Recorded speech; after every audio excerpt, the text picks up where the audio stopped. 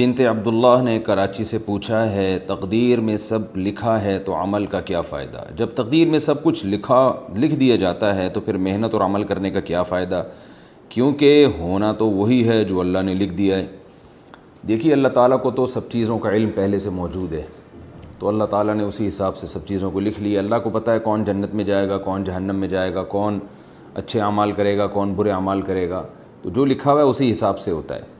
تو اللہ کے علم میں پہلے سے یہ بات موجود ہے، اللہ کا علم کامل ہے، اور جو کچھ اللہ نے اس علم کے حساب سے لکھ دیا وہ اسی طرح سے ہوتا چلا جا رہا ہے۔ باقی یہ رہا یہ مسئلہ کہ پہلے سے لکھا ہوا ہے تو جنت میں کیوں جائے گا، جہنم میں کیوں جائے گا انسان، اس کے دو جواب ہیں، ایک الزامی جواب اور ایک تحقیقی جواب۔ الزامی کہتے ہیں کہ کوئی شخص کسی بات کو نہ مان رہا ہو تو اس کو کہنا کہ بھئی یہ دلیل آپ یہاں نہیں مانتے تو وہاں تو مان رہے ہیں آپ۔ تو بات یہ ہے کہ کھانا پینا بھی تو تقدیر میں لکھا ہوا ہے، پیسے کمانا بھی تو تقدیر میں لکھا ہوا ہے، تو پھر کوشش کیوں کرتے ہیں، کھانا پینے کی دسترخوان کیوں لگاتے ہیں؟ تقدیر میں ہوگا تو نوالا اٹھ کے منہ میں خود بخود چلا جائے گا، وہاں کیوں نہیں سوچتے؟ یہ الزامی جواب ہے۔ تو جیسے وہاں نہیں سوچتے، آپ کو عمل میں بھی خود عمل کرنا پڑے گا، ایس تقدیر پہ بھروسہ کر کے آپ کو بیٹھنے کی اجازت نہیں ہے۔ اب ظاہر ہے وہاں کھانے پینے میں اور اپنے دنیا کے معاملات میں آپ تقدیر پہ بھروسہ اس لیے نہیں کرتے کہ آپ کو پہلے سے پتہ نہیں ہے کہ کیا لکھا ہے۔ آپ کو پہلے سے معلوم نہیں ہوتا کہ آپ کی تقدیر میں رات کا کھانا لکھا ہے کہ نہیں لکھا، تو آپ کھاتے ہیں اور کھانے کے بعد پتہ چلتا ہے کہ لکھا ہوا تھا تبھی کھایا ہے آپ نے۔ تو یہ آزمائش ہے کہ ہمیں پہلے سے تقدیر کا علم نہیں ہے۔ اگر کسی کو پہلے سے تقدیر کا علم ہو اور اسے معلوم ہے کہ تقدیر میں زنا لکھا ہوا ہے اور وہ زنا کر لے، اور اللہ قیامت میں اس سے پوچھے کہ تم نے زنا کیوں کیا، وہ کہے گا کہ اللہ میری تقدیر میں تو پہلے سے لکھا ہوا تھا، میں نے تو دیکھ لیا تھا، مجھے تو پتہ چل گیا تھا، تو شاید اللہ اسے معاف کر دے کہ بھائی جب لکھا ہوا تھا تو نے تو کرنا ہی تھا۔ لیکن مسئلہ یہ ہے کہ اگر کوئی شخص زنا کرتا ہے، قیامت میں اللہ اسے سزا دے گا اور وہ یہ کہے کہ اللہ تقدیر میں تو زنا پہلے سے لکھا ہوا تھا تو مجھے سزا کیوں مل رہی ہے؟ تو اللہ کہیں گے تجھے کس نے بتایا تھا کہ زنا لکھا ہوا ہے؟ تو یہی آزمائش ہے، ہمیں پہلے سے پتہ نہیں ہے کہ کیا لکھا ہوا ہے، ہمیں تو کام کرنے کے بعد پتہ چلتا ہے، یہی آزمائش ہے۔ تبھی قرآن مجید میں اللہ تعالیٰ کے ارشاد ہے کہ جب نافرمان لوگ کہیں گے کہ اللہ تو نے تو پہلے سے یہ سب چیزیں تو پہلے سے طے شدہ تھیں کہ ہم نے کیا کرنا ہے، تو اللہ تعالیٰ فرمائیں گے قل هل عندکم من علم فتخرجوه لنا، کیا تمہیں پہلے سے اس بات کا علم تھا؟ اگر تھا تو وہ لے کر آؤ ہمارے سامنے۔ تو تقدیر پہ لکھے ہوئے ہونے کے باوجود جو آزمائش ہے وہ آزمائش ہی رہتی ہے، اس لیے کہ ہمیں پہلے سے معلوم نہیں ہے۔ اس کی علماء نے بڑی بہترین مثال دی ہے کہ ایک ٹیچر اپنے اسٹوڈنٹس کو پڑھاتا ہے، اپنے شاگردوں کو پڑھاتا ہے، اور اسے پتہ ہوتا ہے کہ میرا کون سا شاگرد ہونہار ہے، کون سا محنتی ہے اور کون سا نالائق ہے۔ جو پورے سال محنت نہیں کر رہا اور امتحان میں چونکہ نقل بھی نہیں ہوگی تو اس کو پہلے سے پتہ ہوتا ہے کہ یہ 0 نمبر لے گا۔ تو استاذ کیا کرتا ہے کہ جو امتحانی پیپر ہے اس میں جو رزلٹ ہے نا اس میں پہلے سے 0 لکھ دیتا ہے، کیونکہ اس کو پہلے سے پتہ ہے کہ اس نے کرنا کرانا کچھ نہیں ہے، میں اسے پہلے سے جانتا ہوں، کرے گا کچھ بھی نہیں ہے، تو پہلے سے 0 لکھ دیتا ہے۔ اور جس کے بارے میں استاذ کو معلوم ہے کہ یہ 100 نمبر لازمی لے گا، یہ ہونہار طالب علم ہے، مجھے اس کا پتہ ہے کہ یہ کبھی بھی یعنی ایسا نہیں کرتا کہ محنت نہ کرے اور اس کا دماغ بھی اچھا ہے، تو استاذ نے پہلے سے رزلٹ میں 100 نمبر ڈال دیے۔ لیکن استاذ اپنے اس رزلٹ کی بیس پہ جو استاذ نے نمبر لگائے رزلٹ اناؤنس نہیں کرتا بلکہ امتحان لیتا ہے تاکہ کل کو حجت تمام ہو جائے۔ جب امتحان لیتا ہے تو نالائق طالب علم جو ہے اس کے کوئی کویشچن ہی حل نہیں کرتا، اس کے یعنی جب اس کے پیپر ایگزامینر یعنی جب پیپر جو ہے وہ ٹیچر جو پیپر چیک کرنے والا ہے اس کے سامنے آتا ہے تو وہ دیکھتا ہے کہ اس نے تو کچھ بھی نہیں کیا، صرف صفائی کے نمبر اگر اس کو دیے جائیں تو دیے جائیں، کیونکہ خالی پیپر چھوڑ کر آیا ہے، ایک ڈاٹ کا نشان بھی نہیں ہے اس میں، تو وہ 0 لگا دیتا ہے۔ اور جس ہونہار طالب علم نے پیپر بھرپور طریقے سے حل کیا وہ 100 لگا دیتا ہے۔ تو جس ٹیچر نے یعنی جو جب عملی طور پر امتحان لیا گیا تو نالائق طالب علم کے 0 نمبر آئے، اور جو ہوشیار تھا، ذہین تھا، محنتی تھا، اس کے 100 نمبر آئے۔ اب طالب علم کو کہیں سے پتہ چل گیا کہ میرے ٹیچر نے تو پہلے ہی سے 0 لگایا ہوا تھا، اور جو ذہین ہے اس کو پتہ چل گیا کہ پہلے سے ہی 100 لگایا ہوا تھا۔ تو اب نالائق طالب علم جس نے محنت نہیں کی، امتحان پاس نہیں کیا، کیا وہ اس بیس پہ اس رزلٹ کو مسترد کر سکتا ہے کہ جی آپ نے تو پہلے ہی 0 لگا دیا تھا؟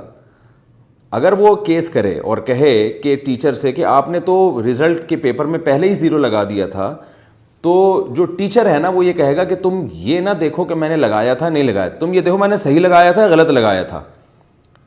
مجھے چونکہ پتہ تھا کہ تم نالائق ہو تو میں نے تمہیں آزمایا ہے اور تم اس امتحان میں ناکام ہوئے ہو. تو مجھے پہلے سے علم تھا کہ ناکام ہوئے ہو, لہٰذا میں نے پہلے ہی لگا دیا تھا کیونکہ میرا علم کامل ہے. تو انسان سے تو پھر بھی غلطی ہو سکتی ہے, وہ جس طالب علم کو 0 نمبر دینے چاہیے اس کو 50 دے سکتا ہے, 20 نمبر دے سکتا ہے, لیکن اللہ سے غلطی نہیں ہوتی. تو اللہ نے تعالیٰ نے چونکہ تقدیر کا علم مخفی رکھا ہے, لہذا ہماری اب آزمائش اس میں یہ ہے کہ ہمیں نہیں پتہ کہ ہم جنت میں جائیں گے جہنم میں جائیں گے, ہمارے مقدر میں گناہ لکھا ہے نیکی لکھی ہے, ہمیں عمل کرنا ہے. حدیث میں آتا ہے اعملوا فکل میسر لما خلق لہ, جس نے جہاں جانا ہے وہ ویسے اعمال کرتا ہے. تو آپ اچھا عمل کر کے دیکھیں, اگر آپ اچھا عمل کریں گے, کوشش کریں گے تو اللہ کا وعدہ ہے عمل کی توفیق ملے گی آپ کو, اور جب عمل کی توفیق ملے گی تو اللہ کا وعدہ ہے اچھا عمل اس کی علامت ہے کہ آپ کے مقدر میں جنت لکھی ہوئی ہے. اور آپ برائی کر کے دیکھیں, اگر آپ برائی کرنے کی کوشش کرتے ہیں تو آپ سے برائی ہوگی, اور جب برائی ہوگی آپ سے تو یہ اس کی علامت ہے کہ آپ کی قسمت میں برائی لکھی ہوئی تھی, اور پھر اس کی بیس پر جب آپ جہنم میں جائیں گے, اللہ ہم سب کو پناہ میں رکھے, تو یہ اس کی علامت ہے آپ کے مقدر میں جہنم لکھی ہوئی تھی. لیکن یہ مقدر پہلے سے معلوم نہیں ہے, آپ کے کرنے کے بعد پتہ چلتا ہے. تو آپ کو اللہ نے اختیار دیا ہے کہ آپ نیکی کریں تو نیکی کرتے چلے جائیں گے, برائی کریں تو برائی کرتے چلے جائیں گے. جیسے دنیا میں اللہ نے رزق بھی مقدر میں لکھا ہوا ہے, تو ہم رزق کی تلاش پھر بھی کرتے ہیں کیونکہ ہمیں نہیں معلوم کہ ہمارے مقدر میں روزی ہے یا نہیں ہے. ہم اگر اعتماد کر کے بیٹھ جائیں ہم تو پھر تو یعنی بالکل ہی برباد ہو جائیں گے. ایک آدمی نہ کھانا کھاتا ہے, نہ پانی پیتا ہے, اور نہ وہ زندہ رہنے کے اسباب اختیار کرتا ہے, اور وہ یہ کہتا ہے کہ مجھے تو نہیں, یعنی اگر مقدر میں زندگی ہوگی تو بچ جاؤں گا. تو ظاہر ہے یہ نہیں بچے گا, بھوکا مرے گا, اور مرنے کے بعد پتہ چلے گا کہ اس نالائق کے مقدر میں موت لکھی ہوئی تھی. تو ہمیں مرنے سے پہلے پتہ نہیں ہے, لہذا ہم زندہ رہنے کی کوشش کرتے ہیں. بالکل اس کی مثال ایسے ہے جیسے ایک زید نے بکر کو قتل کیا. اب بکر کو قتل کیا, بکر کے وارث زید کے پاس آئے اور کہنے لگے کہ ہم آپ سے انتقام لیں گے. اب زید دلیل میں تقدیر کا حوالہ پیش کرتا ہے. زید دلیل میں یہ کہتا ہے کہ میں نے 20 سال کی عمر میں بکر کو قتل کیا. بکر کی عمر 20 سال تھی, تو تقدیر میں اس کی عمر 20 سال لکھی ہوئی تھی کہ نہیں لکھی ہوئی تھی؟ بکر کے جو وارثین ہیں, لواحقین ہیں, وہ کہیں گے یقیناً موت کا وقت تو مقدر ہے. تو زید کہے گا کہ جو وقت مقدر تھا اسی پہ مرا ہے نا وہ, تو میرا کیا قصور ہے اس میں؟ تو کیا بکر کے لواحقین زید کو اس بیس پہ چھوڑ دیں گے؟ یقیناً نہیں چھوڑیں گے, اور دنیا میں کوئی بھی نہیں چھوڑتا. تو جیسے وہ نہیں چھوڑتے اللہ بھی نہیں چھوڑے گا, قتل کی سزا دے گا. وجہ اس کی یہ ہے کہ بکر کے وارثین زید کو یہ کہیں گے کہ اس نے 20 سال میں, اس کی عمر تو 20 سال ہی تھی, لیکن تجھے کس نے بتایا تھا کہ اس نے 20 سال میں مر جانا ہے؟ ظاہر سے تو یہی لگ رہا تھا کہ ابھی مزید زندہ رہے گا, آپ نے جا کے اس کو گولی مار دی ہے. تمہیں کس نے بتایا تھا؟ تو تم نے تو اپنے حساب سے اس کو وقت سے پہلے مارا ہے. وہ تو اللہ کے علم میں یہ بات تھی نا, تمہارے علم میں تھوڑی تھی. پھر بھی اگر زید کی سمجھ میں نہ آئے نا, یہ دلیل سمجھ میں نہ آئے, تو میں پھر بکر کے وارثوں کو یعنی مشورہ دوں گا کہ آپ بندوق اٹھا کے زید کو گولی مار دیں. اور جب گولی مارنے لگیں اور زید چیخے چلائے تو پھر زید کو آپ بھی یہ کہیں کہ تمہاری بھی عمر اتنی لکھی ہوئی تھی, لہذا اگر تم نے بکر کو مار دیا یہ جرم نہیں ہے, تو ہمارا تمہیں مارنا بھی جرم نہیں ہے. تو اس سے پتہ چلتا ہے کہ بھائی جو چیز لکھی ہوئی ہے وہ تو لکھی ہوئی, انڈرسٹوڈ ہے, وہ اللہ کے علم ہے, ہمیں معلوم نہیں کیا لکھا ہوا ہے. تو ہم اس ظاہر ہی کے مکلف ہیں. ہم سے جو ہم کر رہے ہیں اپنے اختیار سے, ہم سے اس کے بارے میں سوال کیا جائے گا, اور اسی بیس پہ جنت اور جہنم اللہ نے رکھی ہے.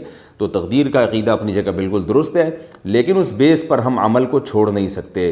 اور ہمیں جو جنت ملے گی تو اچھے اعمال, وہ اعمال جو ہم نے اپنے اختیار سے کیے ہیں, اور جہنم میں کوئی جائے گا تو وہ اپنے ان اعمال کی وجہ سے جو اس نے اپنے اختیار سے کیے ہیں. اللہ تعالیٰ سے دعا ہے کہ اللہ تعالیٰ ہمیں نیک اعمال کی توفیق دے تاکہ ہم جنتی قرار پائیں, اور برے اعمال سے اللہ تعالیٰ ہماری حفاظت کرے تاکہ ہم جہنم سے ہمیشہ کے لیے محفوظ ہو جائیں.